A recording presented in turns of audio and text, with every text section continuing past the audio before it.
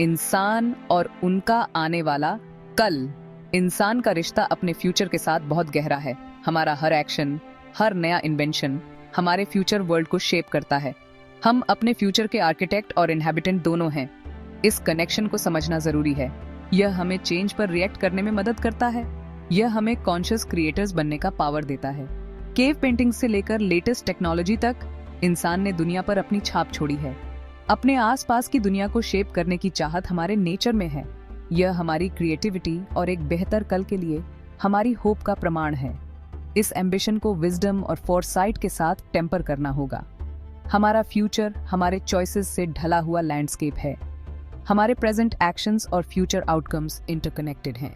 यह अवेयरनेस हमें responsibly act करने का पावर देता है।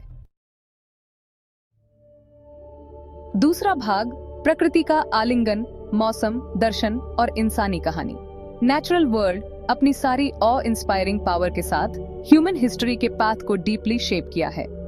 वेदर पैटर्न्स ने एग्रीकल्चरल प्रैक्टिसेस को डिक्टेट किया है, माइग्रेशन पैटर्न्स को इन्फ्लुएंस किया है और यहाँ तक कि टेक्नोलॉजिकल इनोवेशन को भी बढ़ावा दिया है।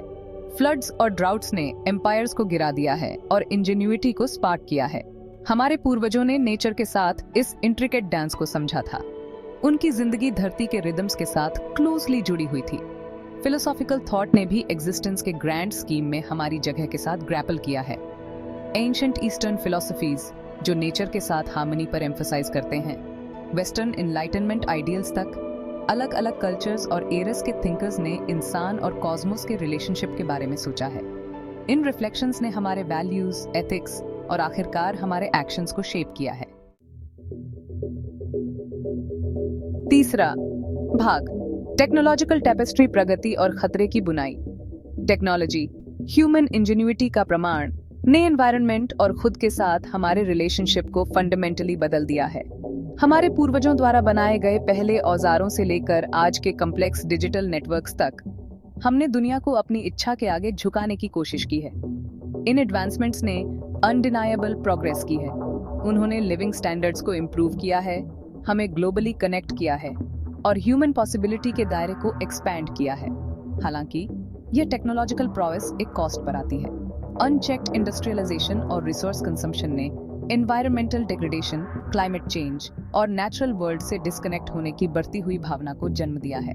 जिन टूल्स का उद्देश्य हमें एम्पावर करना था, वही अब हमारे प्लैनेट के डेलिकेट बैलेंस को थ्रेटन करते हैं। यह पैराडॉक्स हमारे टेक्नोलॉजिकल ट्रेजेक्टरी के क्रिटिकल एग्जामिनेशन की मांग करता है। चौथा भाग, एक रेसिप्रोकल रिलेशनशिप, टेक्नोलॉजी को आकार देना और उससे आकार लेना।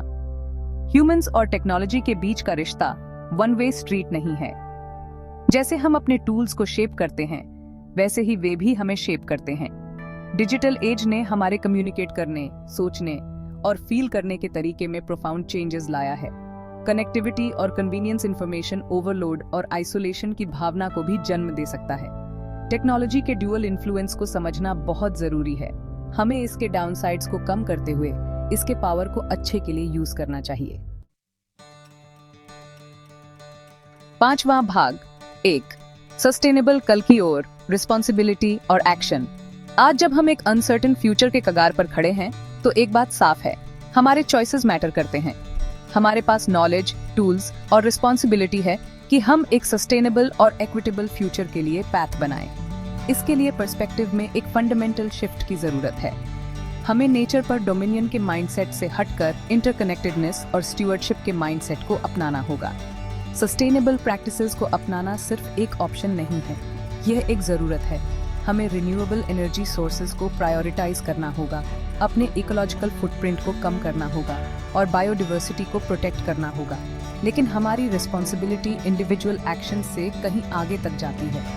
हमें ऐसी पॉलिसीज के लिए आवाज उठानी चाहिए जो सस्टेनेबिलिटी को प्रमोट करती हैं, कॉर्पोरेशंस को उनके एनवायरमेंटल इम्पैक्ट के लिए अकाउंटेबल ठहराती हैं और एक ऐसे फ्यूचर के लिए मिलकर काम करती हैं जहां इंसान और प्लैनेट दोनों थ्राइव कर सकें।